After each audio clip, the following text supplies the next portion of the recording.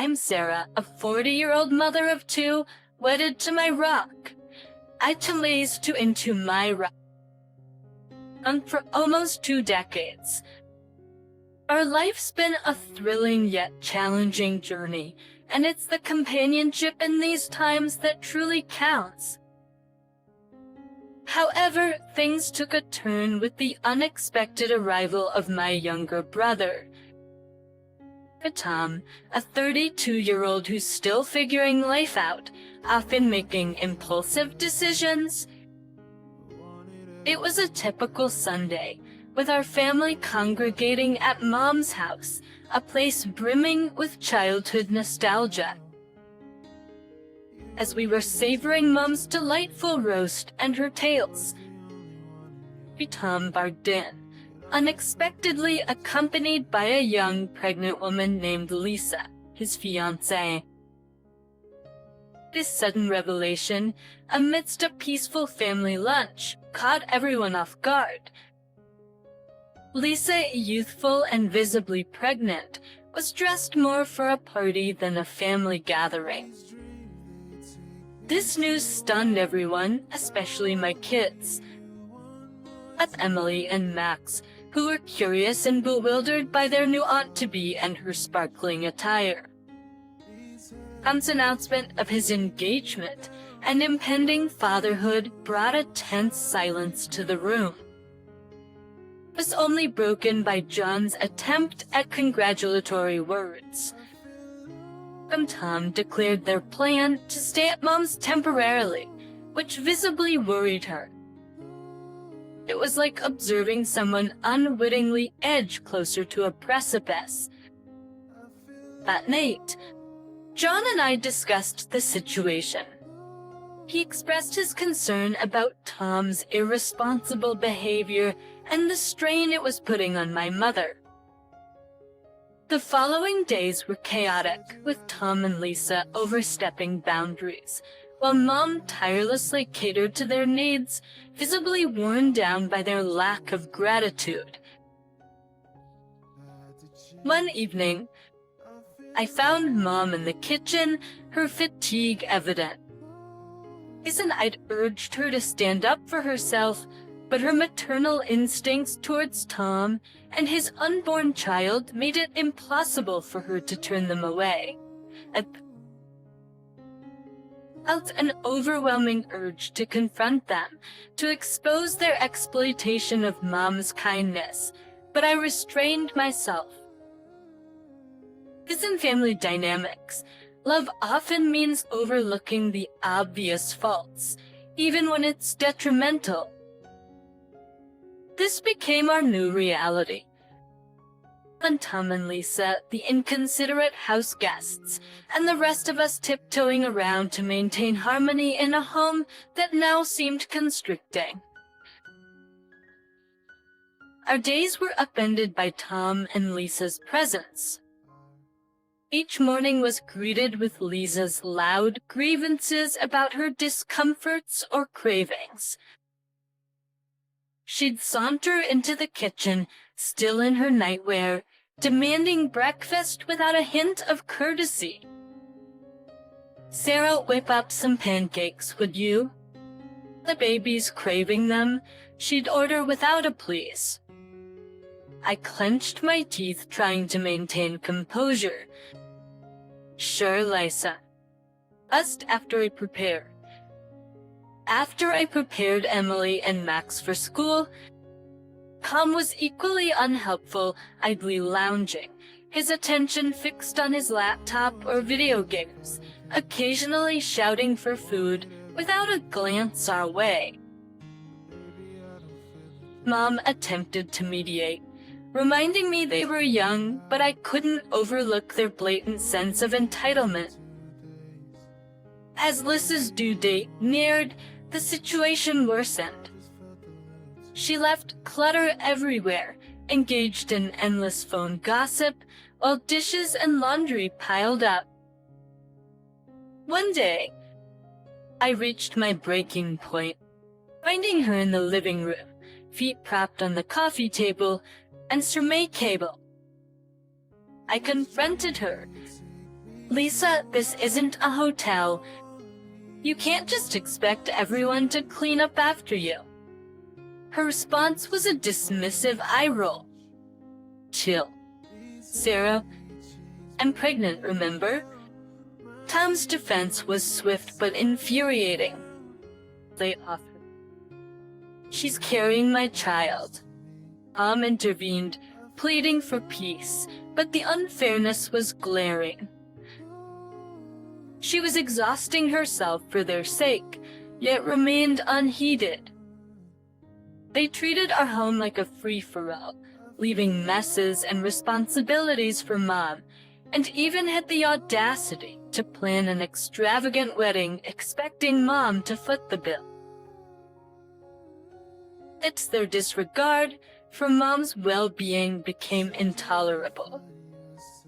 Even after the birth of their son, Alex, their behavior didn't change. One morning, I walked in to find Mom tackling a pile of dirty dishes, while Lisa idly watched TV and Tom was absorbed in his phone. I asked Mom why she was burdened with all the work, but the answer was all too familiar. The cycle of disregard and exploitation seemed endless, leaving me grappling with frustration and concern for my overburdened mother. I questioned Mom, trying to maintain composure, but her response only added to my frustration. "Lisa needs to rest, and Tom well." "Tom's busy," she said. Grinning to Lisa, I pointed out her lack of contribution, but she retorted with the excuse of her recent childbirth. Ethan, disengaged as ever, defended her, claiming ignorance of their hardships. I was incredulous at their audacity. Sitting idle and burdening Mom was their idea of being busy. The Mom attempted to diffuse the tension, claiming she didn't mind the extra work, but my patience had worn thin. I'd argue that Mom was not their servant, but my words fell on deaf ears. Tom and Lisa continued their routine, frequently leaving the house, burdening Mom with their child, and flaunting their extravagant purchases. But discovering a receipt for an expensive dress, I confronted them about the financial burden they were placing on Mom. Tom's indifferent shrug and Lisa's smug attitude were infuriating. They saw nothing wrong in exploiting Mom's generosity. Alone with Mom, I pleaded with her to see the situation for what it was, exploitation. But her maternal instincts blinded her to their irresponsibility. "I can't abandon them, especially not Alex." Claim. Each Tom and Lisa arrived, exuding arrogance. Mr. Jacobs began reading the will, and my anxiety peaked. When he reached the part about Tom, he announced a bequest of only $5,000 to him, a revelation that visibly shocked Tom. Mr. Jacobs then continued, to my relief and surprise, declaring that Mom had left the family home and the remainder of her estate to me. This unexpected turn of events was a small solace in the midst of our family strife, offering a glimmer of hope amidst the grief and turmoil that had enveloped us since Mom's passing. The revelation in Mr. Jacobs's office left me feeling a mix of relief and vindication. Lisa, on the other hand, was incensed, incredulous at the idea that they weren't left the house. Mr. Jacobs informed us that Mom had made this last will only a month ago due to her concerns about being pressured by certain family members. Tom's reaction was one of rage and denial, but there was a sense of justice in the air. Mom had seen through their exploitation. Tom accused me of turning Mom against him, while Lisa threatened legal action. Mr. Jacobs warned them about the possible legal repercussions if coercion was proven in any earlier will. Their confidence seemed to falter at this. As Tom and Lisa left the notary's office in a huff, I stayed behind to express my gratitude to Mr. Jacobs. I left feeling a whirlwind of emotions: sorrow for losing Mom, relief that her final wishes were honored, and anger at Tom and Lisa's audacity. Back at the house, Ethan confronted me, infuriated by the disparity in our inheritance. I tried to explain that this was Mom's decision, likely influenced by their continuous financial demands. His frustration was palpable, as he demanded to know why Mom would screw him over like this. Then I found Mom's letter, tucked away in a drawer. It explained everything. Mom had initially set aside an equal share for both of us, but as Tom and Lisa's demands increased, she began to deduct from his portion. By the time she wrote her last will, Tom had already received most of his share through these advances. Tom was shocked and in denial, unable to accept that his actions had led to this outcome. Before I was firm, my patience thinning, as I confronted him with the reality of the situation. He sat overwhelmed by his own actions, pondering the gravity of what he had done. But the weight of his choices and their impact on Mom's final decisions was a harsh reality he now had to face. As I set the letter down, a blend of pity and frustration washed over me. "You've only yourself to blame. Tom, this was your doing," I said, watching him leave the house, a shadow of the man he once was. But there was a sense of justice in his departure, but it was tinged with sadness for a family now fractured by both grief and turmoil. And selfishness. For since the house, previously a battleground of family conflicts, now stood in a haunting silence. Tom and Lisa had left, severing all ties with me. That was a relief to be freed from their tumult, yet it also left me to grapple with the fallout of their actions. As I sat in the living room, lost in thought, my phone rang. It was Jenna, bringing news of Tom. He was job hunting in town, and Lisa seemed to be living a single life, with no sign of their son. Alex. Anger surged within me at their reckless disregard for their child. Jenna's voice broke through my fury, suggesting that maybe there was something I could do.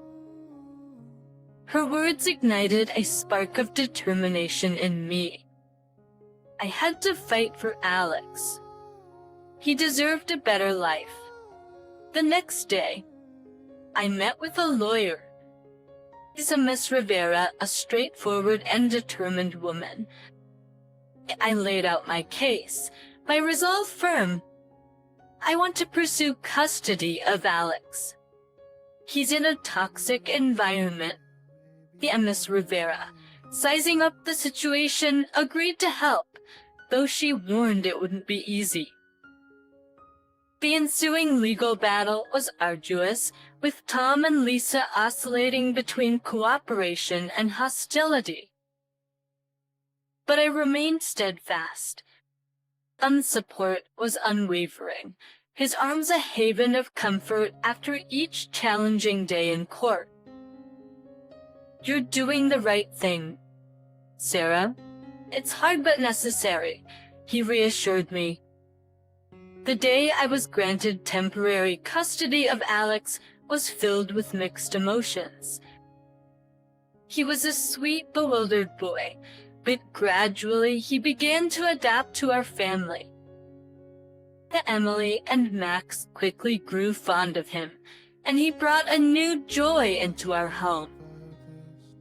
Tom's reaction was one of anger and resignation. "You've taken everything." "Sarah," he accused. I stood firm, knowing I was protecting Alex, a responsibility Tom had neglected. As Tom walked away, I realized our relationship might never recover, that this was about Alex's well-being, not our sibling rivalry. But with Alex, life took on a new dimension. There were challenges, of course, but also moments of laughter and love. He was slowly becoming a part of our family, and I was resolute in making his presence permanent. Looking back, I knew despite the hardships and challenges, we were building a brighter future, one filled with hope and the love of a family reunited under new circumstances. Making the decision to bring Alex into our family was undeniably the right choice. It marked a new chapter for us, an opportunity to heal, grow, and foster a future brimming with love and stability. This home, once a symbol of family strife, was now alive with laughter and the joyful sounds of children. Alex had seamlessly integrated into our lives, his presence a beacon of happiness. Sick one evening, as I tucked him into bed, his innocent question about staying with us forever warmed my heart. "Yes, Alex, you're part of our family now," I assured him, and his contented smile was all the confirmation I needed. John, standing by the door, shared a look of pride and fulfillment. "He's really fitting in," he observed, and I couldn't help but feel a sense of achievement. Providing Alex with the life he deserved. The next day brought the exhilarating news. The court had granted me full custody of Alex. Overwhelmed with emotion, I thanked Miss Rivera profusely. That the family's reaction to the news was a beautiful sight. Emily and Max embraced Alex, and even John was visibly moved. "We're a complete family now," he said, his voice laden with emotion. The journey had been tumultuous, but it strengthened us. While I occasionally thought of Tom and Lisa, hoping they would find their path, my priority was our children and our family. In the following months, Alex flourished, transforming from a timid child into one filled with confidence and joy. To free him one day, while playing in the garden, he presented me with a dandelion, proudly announcing his wish for us to be together forever. Holding him close, I assured him that his wish had indeed come true. Looking around at my family, I felt an overwhelming sense of peace. We had navigated through the storm and emerged more robust. Our future was a canvas of hope, love, and endless possibilities. This was our story, a testament to the resilience of family and the transformative power of love. But it was a future bright with promise, and we were more than ready to embrace it wholeheartedly.